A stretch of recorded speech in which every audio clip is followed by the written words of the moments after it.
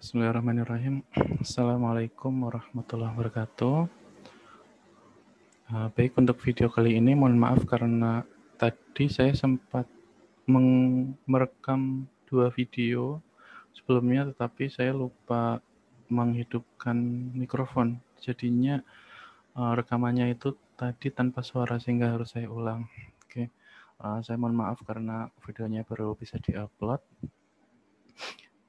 Baik, kali ini kita belajar tentang kimia medisinal. Ya, untuk tema kuliah kali ini adalah hubungan struktur dan sifat fisika kimia terhadap bagaimana obat itu nanti diabsorpsi dan distribusi di dalam tubuh. Nah, untuk yang ini nanti lebih ke sifat fisika kimianya ya. Oke. Selanjutnya, overview. Jadi sebelum kita masuk ada gambaran umum. Yang pertama, nanti teman-teman bisa baca sendiri ya. Pada intinya obat yang kita konsumsi itu nantinya akan diabsorpsi. Nah, mudah atau tidaknya atau bagaimana obat itu diabsorpsi itu ada pengaruhnya dari sifat fisika kimia dari obat tersebut. Lalu selanjutnya, obat akan didistribusikan ke bagian tubuh, seperti ada organ-organ atau jaringan-jaringan kayak jaringan lemak, jaringan di otak dan sebagainya gitu ya, organ hati. Lalu selanjutnya obat juga dapat melalui beberapa macam kejadian. Itu nanti di bagian distribusinya di sini ya. Ada interaksi, yaitu ikatan dengan protein plasma, lalu terjadi penyimpanan atau depo, lalu terjadi metabolisme yang kita bahas di pertemuan berikutnya. Oke, selanjutnya, ini udah ya. Selanjutnya untuk sebelum teman-teman masuk ke pembahasan, penting untuk memahami yang pertama, kita akan banyak belajar mengenai konsep asam basa lemah. Jadi teman-teman bisa review dulu mengenai konsep apa itu asam basa lemah, lalu kapan molekul itu berbentuk ion maupun berbentuk molekul ya. Kapan zat tersebut yang berupa asam lemah maupun basa lemah dia berbentuk ion dan kapan dia berbentuk molekul. Teman-teman juga di sini bisa ulangi juga kalau yang belum paham mengenai apa itu lipofil, apa itu hidrofil. Jadi yang polar itu biasanya bagaimana sifatnya ketika bertemu yang polar atau dia lebih suka yang non polar atau bagaimana, itu teman-teman juga harus tahu. Selanjutnya konsep koefisien partisi lemak air, lalu konsep koefisien partisi gas darah. Actually di sini adalah darah, kadar obat dalam darah dibanding dalam gas. Selanjutnya teman-teman di sini juga harus tahu kondisi lingkungan tempat aksi. Aksi di sini maksudnya adalah waktu dia diabsorpsi ya, karena kita pembahasannya mengenai absorpsi. Baik itu pH-nya, lalu dan sebagainya. Di sini hubungannya teman-teman juga berkaitan dengan anatomi dan fisiologi manusia di tempat tersebut.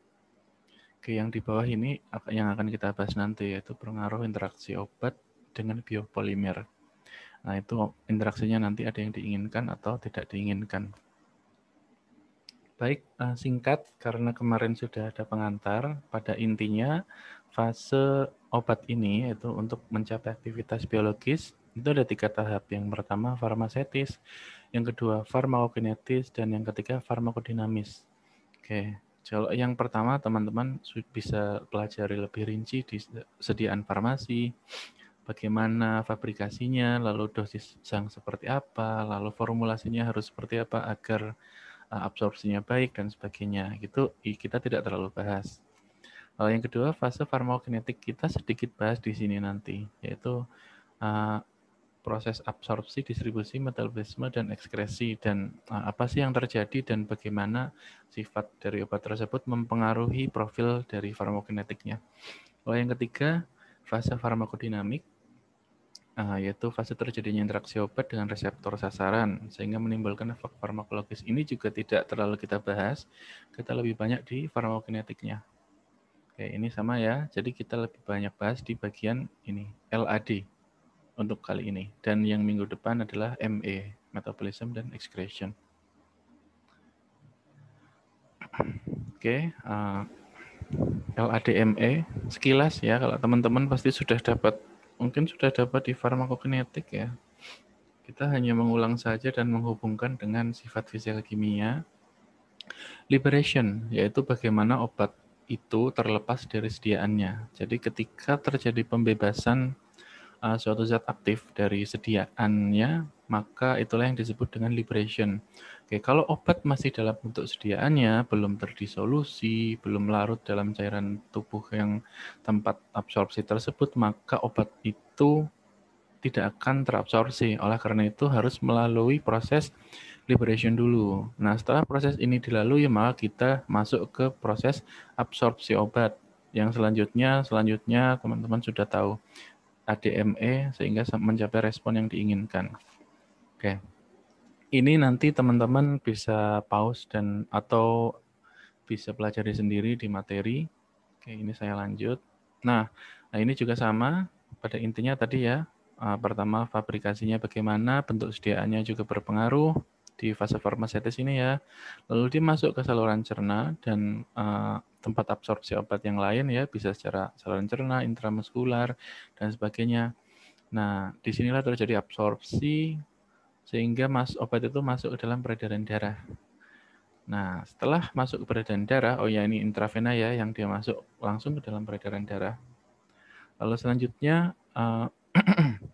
obat yang dalam peredaran darah tersebut berbentuk bebas akan bisa terjadi distribusi ke jaringan dalam bentuk depo, lalu langsung ke reseptornya menimbulkan respon biologis, atau bisa terjadi metabolisme, ataupun berikatan dengan protein plasma, dan sebagainya. Ataupun langsung diekskresi. Nah, itu sedikit pengantar, kali ini kita akan masuk ke bagian absorpsi obat. Oke, untuk jaga-jaga saya stop dulu, nanti kita lanjut di video selanjutnya ya.